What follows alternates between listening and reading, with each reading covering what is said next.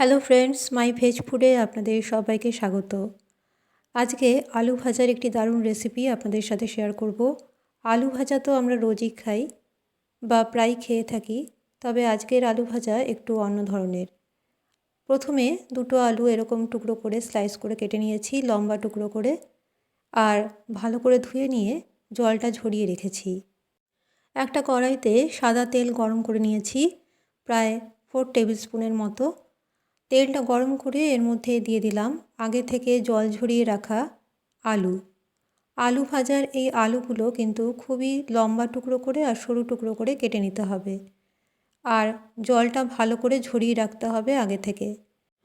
আলুর টুকরোগুলো একটু ছড়িয়ে দিতে হবে কড়াইয়ের মধ্যে, আর এর মধ্যেই দিয়ে দিলাম কয়েকটা কাঁচা লঙ্কা কুচোনো। এখানে একটা টিপস বলে রাখি, যখনই এই রকমভাবে আলু ভাজা করা হবে তখন কড়াইয়ের মধ্যে তেল দেওয়ার পরে তেলটা ভালো মতো গরম করে নিতে হবে।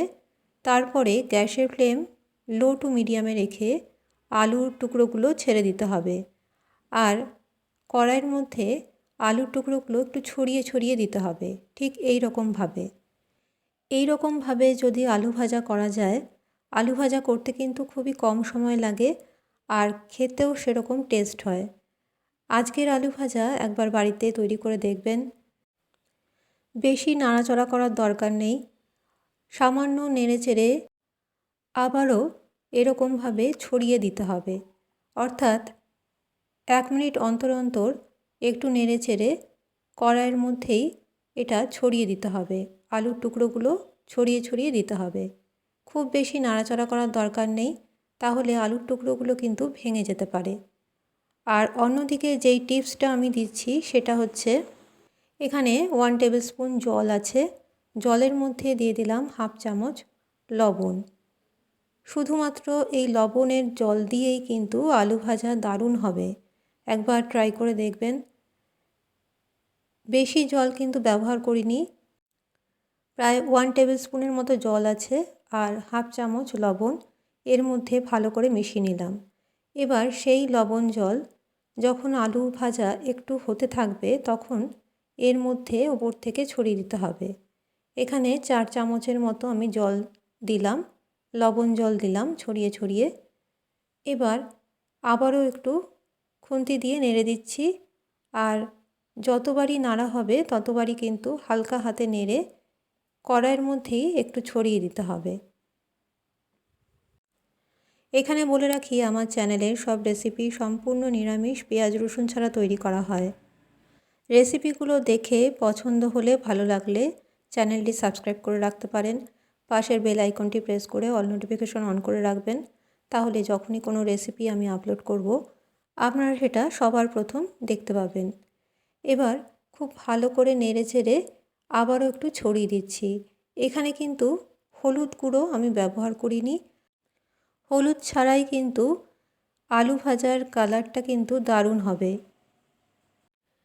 একবার উল্টে পাল্টে দেওয়ার পরে আরও কিছুক্ষণ পর বাকি লবণ জলটা আমি দিয়ে দিলাম। এবার আবারও হালকা হাতে নেড়ে চেড়ে নিতে হবে। এই রকমভাবে প্রায় 5 থেকে 6 বার 1 মিনিট অন্তর অন্তর হালকা হাতে নেড়ে চেড়ে আলু ভাজা ভেজে নিতে হবে।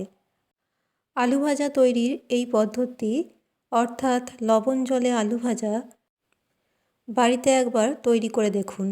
খেতে এতটা স্বাদের হয় যে বলার নয়। আর এই রকমভাবে ভাজতে ভাজতে দেখবেন কড়াইয়ের থেকে কিন্তু আলু ভাজা ছেড়ে ছেড়ে আসছে, তখনই বুঝতে হবে যে আলু ভাজা হয়ে গেছে। একদমই ঝরঝরে হবে আর খেতে হবে মুচমুচে। দেখুন, আলু ভাজার যে আলুগুলো আমি নাড়াচাড়া করছি সেগুলো কিন্তু কড়াইয়ের থেকে ছেড়ে ছেড়ে আসছে, তার মানে আলু ভাজা কিন্তু তৈরি হয়ে গেছে।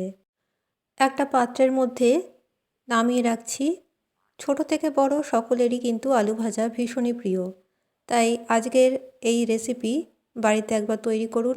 গরম ভাতের সাথে ঘি দিয়ে পরিবেশন করুন এই রকম আলু ভাজা, অথবা গরম ডালের সাথেও পরিবেশন করতে পারেন। আজকের রেসিপি ভালো লাগলে একটা লাইক করতে ভুলবেন না, আর কমেন্টে জানাবেন কেমন লেগেছে। আজকের মতো আমার রেসিপি এখানেই শেষ করলাম। আবারও চলে আসবো নিরামিষ রান্নার রেসিপি নিয়ে। ভালো থাকবেন, সুস্থ থাকবেন। নমস্কার।